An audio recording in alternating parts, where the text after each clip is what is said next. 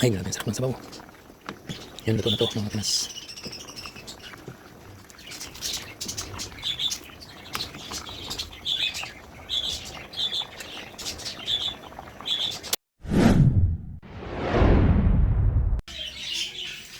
Yan mga Kapinas, oh.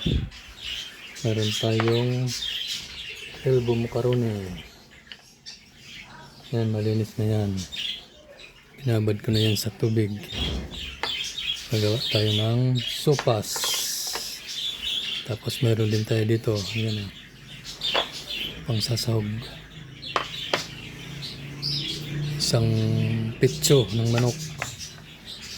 Yan, ginayat ko yan dahil nilaga ko na yan. Tapos yung pang sabaw natin, yung pinaglagaan niya. Tapos ito naman yung ating sangkap. Yan mga Kapinas. Nakagayat na rin lahat yan. Niluluto tayo ngayon ng sopas dahil medyo malamig ang panahon. Gigip tayo ng sabaw. Yan o, meron tayong repolyo, carrots, tapos ito may kunting bagyo beans. Tapos ito may bawang, sibuyas, paminta, asin. Yan, panoorin nyo na lang mga Pinas hanggang dulo. Ang ating lulutuing simpleng sopas. Yan, mag-umpisa na tayo mga Pinas. Yan, maglagay tayo ng mantika.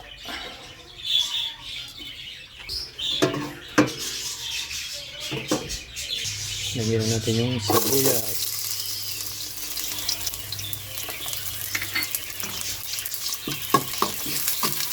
Ito, sunod na yung bawang.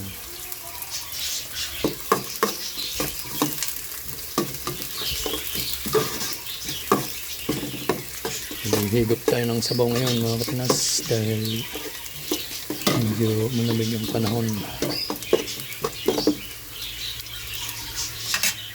Yan, pwede natin ilagay yung manok.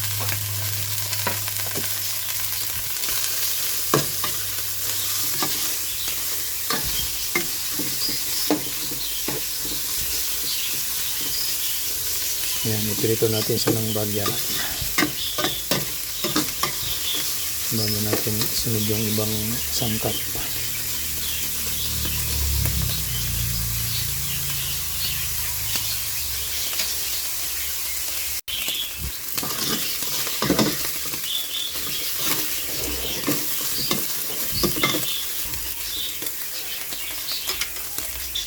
Sunod na natin yung elbow macaroni.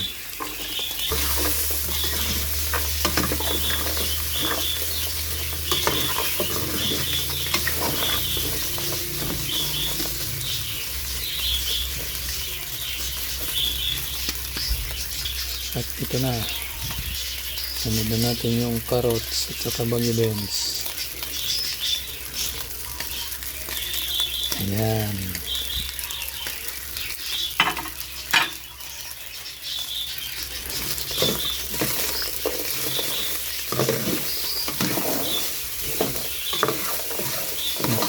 Makulay na agad oh. Tapos ito na yung repolyo.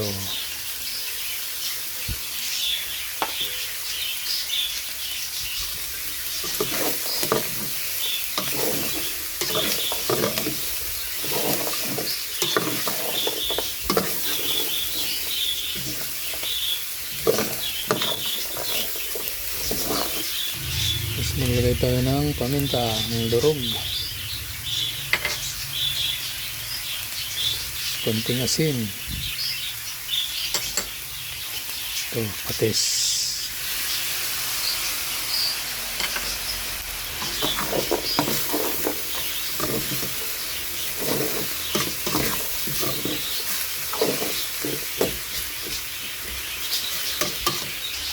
Tapos isusunod ko na to yung ibap. Yan.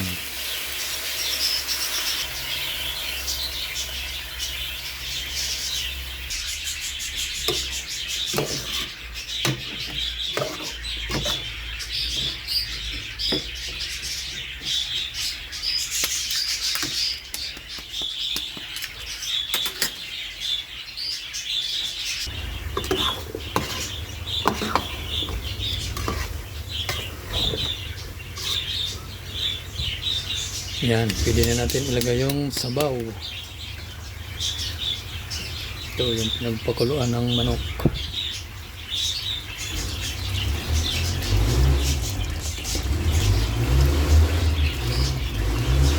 Yun, no?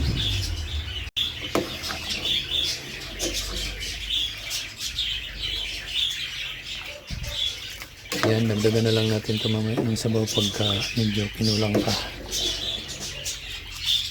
Takipan muna natin. Yan.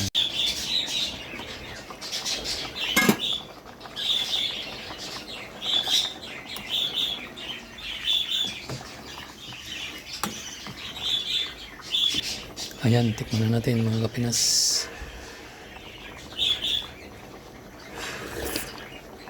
Ay, grabe, ang sarap ng sabaw.